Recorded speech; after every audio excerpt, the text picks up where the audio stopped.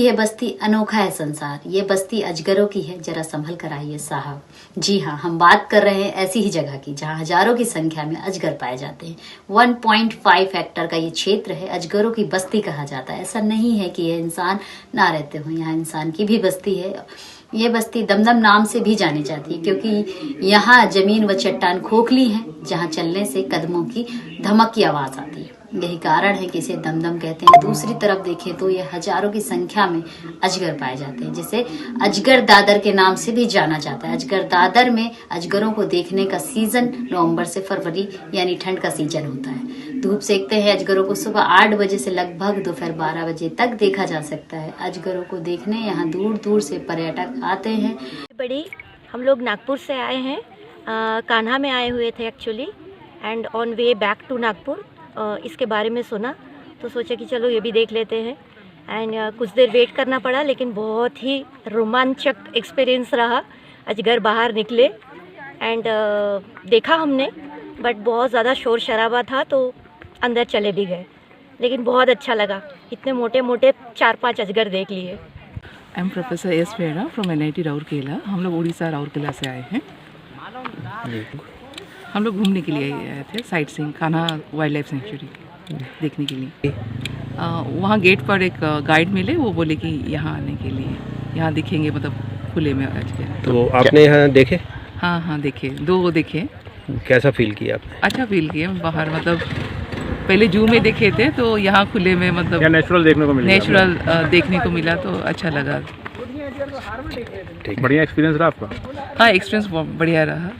यहाँ की खोखली चट्टान व खोखली जमीन में सैकड़ों बिल हैं, जहाँ से अजगर बाहर निकलते हैं और इन खोखली जमीन व चट्टानों में जंगली खरगोश, चमगादड़ व अन्य छोटे जीव भी रहते हैं, जो यहाँ रहने वाले अजगरों की खुराक होते हैं।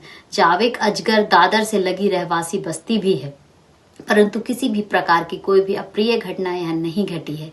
यह अजगर अपने ही क्षेत्र के विचरण करते हैं।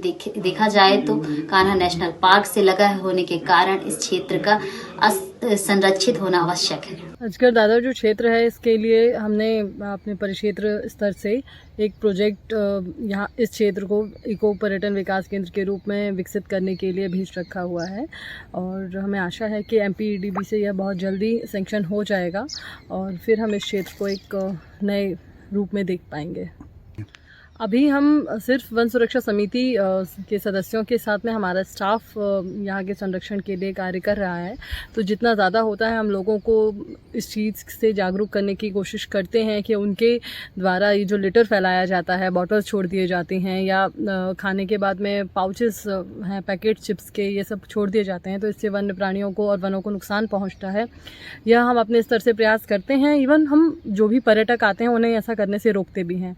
इसके अलावा यदि कोई करता है और पाया जाता है तो फिर उनके ऊपर वैधानिक कार्यवाही प्रॉपर की जाती है। उन्हें पहले समझाया जाता है, वार्निंग दी जाती है। अगर नहीं मानते हैं लोग और रिपीटेटिवली करते हैं तो फिर उन पर वैधानिक कार्यवाही की जाएगी। परंतु ऐसा देखा गया है कि यहाँ लोगों के समझाने से लोग समझते हैं, क्योंकि उन्हें अजगर दादर से एक मोह है, क्योंकि देखते हैं एक लगाव है इस क्षेत्र के लोगों को। इस क्षेत्र की खासियत यही है कि यह जो क्षेत्र है पूरा अंदर से हॉलो है। जो चट्टानें हैं यह अंदर से खोखली हैं, जिसमें प्राकृतिक आवास अजगरों का पाया जाता है। यदि हम पत्थर ही हटा देंगे तो उनका हम प्राकृतिक आवास छेड़ देंगे। अगर हम किसी भी वन्य प्राणी का, वन्य जीव का प्राकृतिक आवास को हम नुकसान पहुंचाते हैं तो यह उनके लिए तो अच्छा नहीं होता है, प्लस यह वानिकी के रूप में एक अपराध भी है।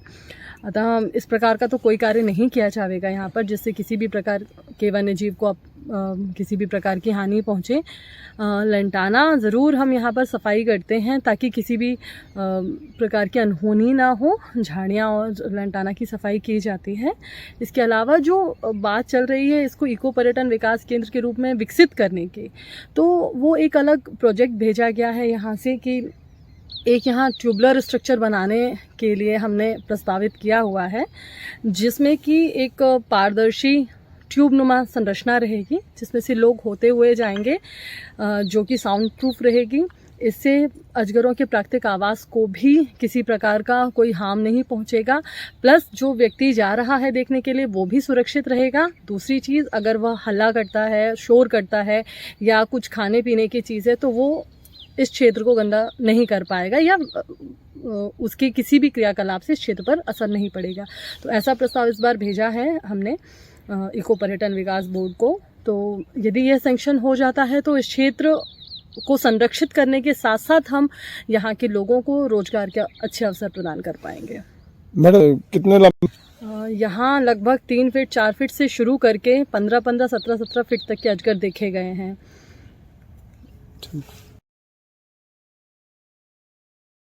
इस क्षेत्र में पर्यटन की अपार संभावनाएं हैं, जिसके संरक्षण व विकास के लिए प्रयास जारी है। देखते रहिए, ऐसी ही खबरें हम आपको रूबरू करवाते रहेंगे। तब तक के लिए दीजिए इजाजत। नमस्कार।